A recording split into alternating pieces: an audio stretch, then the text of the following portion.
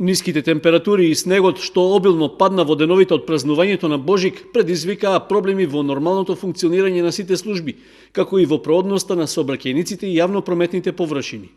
Поради подмрзнувањето, движењето по улиците и тротоарите веќе неколку дена е сериозно отежнато, а тоа особено е забележливо на одделни стрмни делови од градот, каде возилата и граѓаните имаат потешкоти во движењето. Од комуналното предпријатие Водовод рекоа дека нивни екипи веќе интервенирале со расфрлање сол и песок на критичните угорници, како и на мостовите на Кочанска река, при што за разлика од претходните 15 години, овој пат е употребена посериозна количина така наречен абразивен материјал. Овие денови исклучиво фрлавме само песок на тие температури, а претходното фрливме сол. За ваша информација, значи до овој момент до денеска, комуналното јавно предпријатие преку својата механизација има потрошено 33 метри кубни песок, тоа е гранулација двојка, и околу 6 тона сол.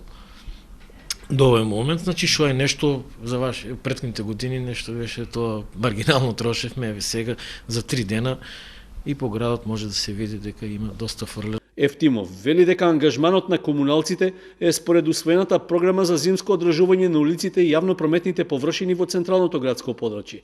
За останатите локации тие им стојат на услуга на граѓаните.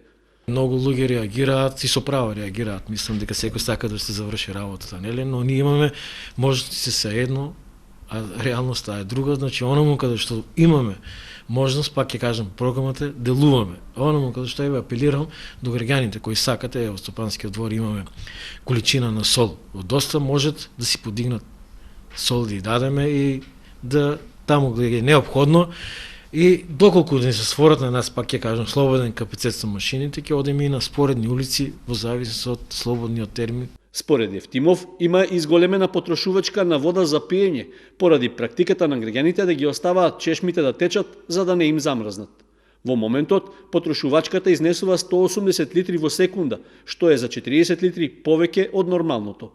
Од одделението за комунални работи при општина Кочани пак ги подсетуваат собствениците, односно корисниците на јавни објекти, дека според законот за јавна чистота во зимски услови при снежни врнежи, тие се должни да го исчистат снегот на отворените простори пред нивните објекти, со што ќе обезбедат непречен пристап. Во спротивно, можно е да им биде изречена глоба во износ од 1000 евра во денарска противредност, и тоа на правното лице собственик, односно корисник на јавен објект, ако не постапи според законските обврски. Истовремено, казна ќе има и за одговорното лице, а таа е во висина од 30% од одмерената глоба за правното лице.